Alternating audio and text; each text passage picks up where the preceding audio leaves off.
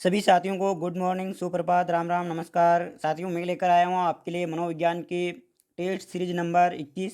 इससे पहले मैं 20 सोल्व करवा चुका हूँ, संपूर्ण पाठ्यक्रम पर आधारित थी। इसमें मैंने स्पेशल क्या किया है, कुछ नए प्रश्न लिए थे, बिल्कुल क्या नए प्रश्न लिए, ध्यान ना, जो कि 2020-21 के प्रश्न हैं। बिल्कुल नए प्रश्न लिए हैं, नए प्रश्नों से आज आपकी मुलाकात होगी, तो आप देखना कैसे प्रश्न हैं। तो चलिए साथियों, स्टार्ट करता हूँ मैं। आज का जो पहला प्रश्न है, पहला प्रश्न आपके सामने पेश हो चुका है। देखो क्या कहना चाहता है पहला प्रश्न आपसे ये कहना चाहता है, साहब आपको बताना है। ये है पहला प्रश्न। देखो पहला प्रश्न क्या कहना चाहता है आपसे। पहला प्रश्न आपसे ये कहना चाहता है कि जीन प्याजे के संज्ञानात्मक विकास के अनुसार एक बालक स्वकेंद्रितता से कब मुक्त होता है। साथ में जीन प्याजे का सिद्धांत बहुत इंपॉर्टेंट है, इससे हर बार किसी न किसी रूप में प्रश्न आया है, तो आप मुझे बताइए जल्दी से इसका आंसर। तो इसका करेक्ट आंसर जो जाता है, ये जाता है हमारे ऑप्शन नंबर 3 को। ध्यान देना चाहते हो, ऑप्शन नंबर 3 को क्या जाता है, करेक्ट आंसर जाता है। जीन प्याजे के संज्ञानात्मक विकास के जो सिद्धांत है उसके अनुसार एक बालक है स्व केंद्रितता का मतलब होता है कि आत्म केंद्रिता का मतलब वो स्वयं में जीना, स्वयं में जीने से कब मुक्त हो जाता है। तो जब बालक बाल्यावस्था लगती है, उसकी बाल्यावस्था में जैसे बालक आता है तो वैसे वो बालक क्या हो जाता है, स्व केंद्रितता से मुक्त हो जाता है। मतलब कि उसमें दूसरों के दृष्टिकोण को समझने की भावना आ जाती है। अब मैं इसकी व्याख्या बता दूं आपको कि जन्म से लेकर 2 वर्ष की जो अवस्था होती है, इससे हम बोलते हैं संवेदी या इंद्रिय या गामक पेशीय अवस्था। इस अवस्था में आंख, कान, त्वचा सर्वाधिक सक्रिय होते हैं और अनुकरण की अवस्था होती है। ये जो अवस्था होती है, ये होती है पूर्व संक्रियात्मक अवस्था, ये होती है मूर्त संक्रियात्मक अवस्था, ये होती है अमूर्त या अनौपचारिक संक्रियात्मक अवस्था है, औपचारिक संक्रियात्मक अवस्था। तो साथ ही ये था पहला प्रश्न का करेक्ट आंसर जो है ऑप्शन नंबर 3 सही होगा। मैं अगले प्रश्न की ओर चल रहा हूँ। अगला प्रश्न क्या है, देखो आपकी स्क्रीन पर पेश होने जा रहा है। अगला प्रश्न आ चुका है। ये प्रश्न क्या कहना चाहता है आपसे, ये प्रश्न बहुत इंपॉर्टेंट है। दोनों प्रश्न नए थे, ध्यान देना साथियों। प्रश्न नंबर पहला और दूसरा आपने कभी भी किसी भी अवस्था में नहीं देखा होगा ऐसा प्रश्न, क्योंकि ये प्रश्न मैंने डायरेक्ट कंटेंट से तैयार किया, जो मनोविज्ञान का सिद्धांत है और सीटेट में जैसे प्रश्न आते हैं उसके अनुरूप मैंने ये प्रश्न तैयार किया था।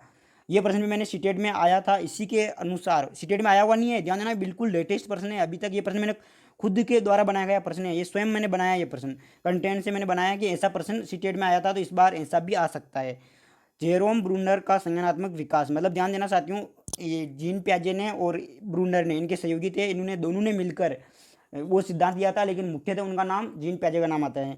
जेरोम ब्रूनर हैं। ब्रूनर का संज्ञानात्मक विकास की कितनी अवस्थाएं हैं, इन्होंने संज्ञानात्मक विकास की, देखो उन्होंने, जीन प्याजे ने तो कितनी बताई थी, 4 बताई थी, और जेरोम ब्रूनर ने कितनी बताई थी।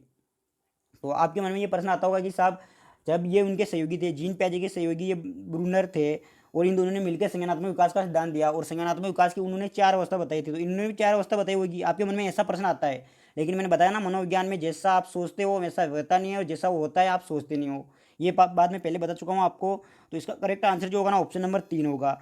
जेरोम ब्रूनर ने संज्ञानात्मक विकास की 3 अवस्था बताई थी, और जीन प्याजे ने कितनी बताई थी, 4 बताई थी। तो साथियों ध्यान देना, अगले प्रश्न की ओर मैं चलता हूँ। अगला प्रश्न आपके सामने पेश होने जा रहा है। अगला प्रश्न क्या है, देखो अगला प्रश्न बहुत इंपॉर्टेंट है। अगला प्रश्न क्या कहना चाहता है आपसे, अगला प्रश्न आपसे ये कहना चाहता है, एक प्रभावी शिक्षक अपने अधिगमकर्ता को सामूहिक क्रियाओं में सम्मिलित करते हैं, क्योंकि इससे सीखना सुगम बनाने के अतिरिक्त ये विकास करता है। मतलब कि देखो क्या कहना चाहता है प्रश्न, एक प्रभावी शिक्षक जो होता है ना, अधिगम करता है, मतलब विद्यार्थी जो होते हैं ना, उसके विद्यार्थी को सामूहिक क्रिया में सम्मिलित करता है, सामूहिक क्रिया करवाता है उनसे। विद्यार्थी सामूहिक क्रिया क्यों करवाता है, उससे सीखना तो मिलता ही है, इसके साथ साथ में और एक चीज़ और मिलती है, वो क्या, तो वो बतानी है आपको। तो जल्दी से इसका आंसर बताइए मुझे। बिल्कुल सही है, आपका जो आंसर आ रहा है ऑप्शन नंबर 4, सामाजिकरण। ध्यान देना, सामूहिक जहाँ आ जाता है ना, सामूहिक क्रिया का मतलब सामाजिकरण की क्रिया ही होती है, तो इसका ऑप्शन नंबर 4 करेक्ट आंसर हो जाएगा।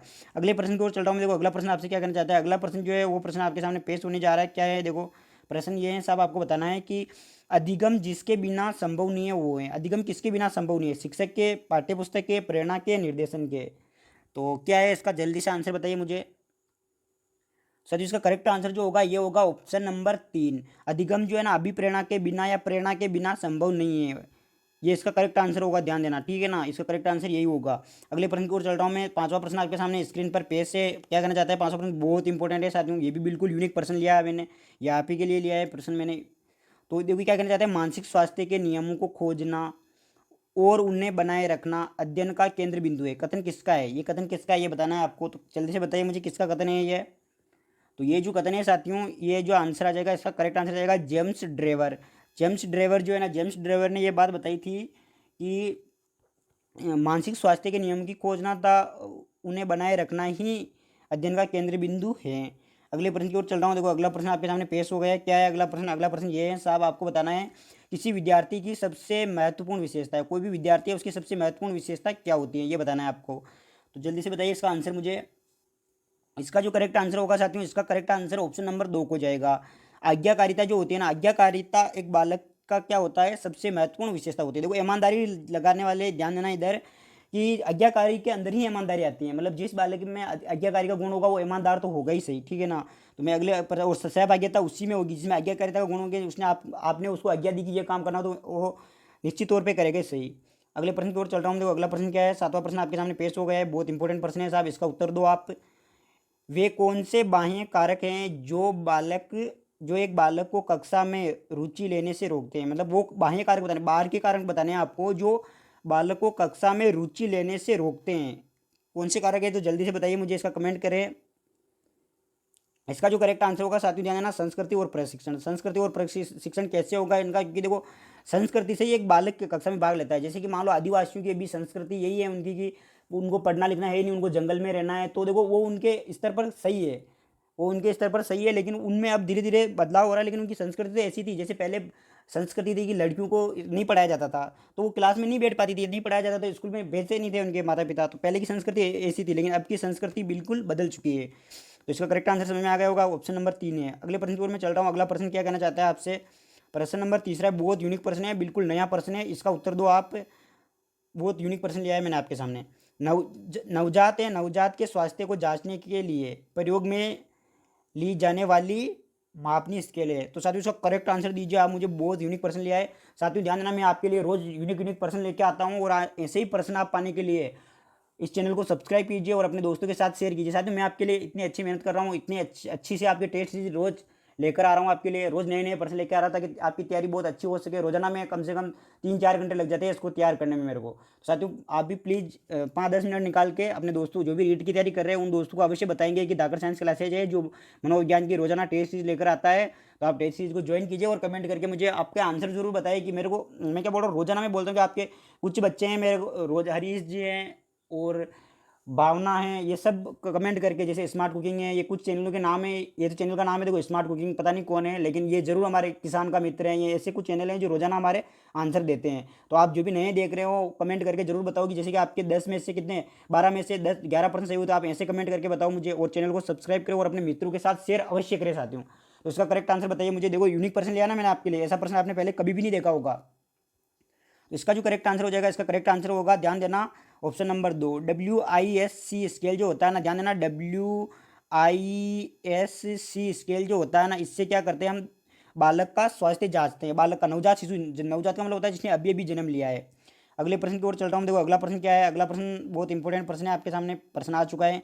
क्या कहना चाहता है साहब, प्रश्न आपसे ये कहना चाहता है कि शरीर के शीर्ष भाग से प्रारंभ होकर नीचे की दिशा में होने वाली शारीरिक वृद्धि को जाना जाता है। मतलब शरीर से लेकर पैर तक की वृद्धि को क्या जाना जाता है? तो आपको आराम से आंसर दे दोगे, बहुत सिंपल प्रश्न लिया है मैंने, सभी आंसर दे सकते हैं इसका। तो इसका जो करेक्ट आंसर होगा ये हो जाएगा सिर पदाभिमुख अनुक्रम। सिर पदाभिमुख अनुक्रम जो इसका करेक्ट आंसर हो जाएगा, ऑप्शन नंबर 3। अगले प्रश्न की ओर चल रहा हूँ। देखो अगला प्रश्न क्या कहना चाहता है आपसे, अगला प्रश्न आपसे ये कहना चाहता है साहब, आप इसका उत्तर दो, बहुत इंपॉर्टेंट प्रश्न है। देखो क्या कहना चाहता है, प्रश्न ये कहना चाहता है आपसे, सृजनात्मक बालक में निम्न में से कौन सा गुण नहीं पाया जाता है? मतलब एक सृजनात्मक बालक है उसमें से कौन सा गुण नहीं पाया जाता है? तो ध्यान रखना चाहती हूँ, इसका करेक्ट आंसर जो होगा ना, उसमें देखो खोज पूर्ण प्रवृत्ति पाई जाती है, क्रियाशीलता पाई जाती है, सीमित रुचियाँ होती है उसकी, ऐसा नहीं कि अनंत रुचियाँ होती है उसकी, लेकिन उसमें अच्छी अंतर्दृष्टि नहीं पाई जाती है साथियों। तो इसका करेक्ट आंसर क्या हो जाएगा, इसका करेक्ट आंसर हो जाएगा ऑप्शन नंबर 2, नहीं पूछा है मैं, इसलिए क्या जाएगा, अच्छी अंतर्दृष्टि नहीं पाई जाती है उसमें, ठीक है ना। मतलब कि अंतर्दृष्टि का मतलब होता है अचानक प्राप्त होने वाला ज्ञान। वो क्या करता है, बालक एक निश्चित तौर पर विश्लेषण करता रहता है, हर बार विश्लेषण करता है, वो हर चीज़ को मतलब बहुत गहराई से जानता है, सृजनात्मकता गुण होता है बालक का।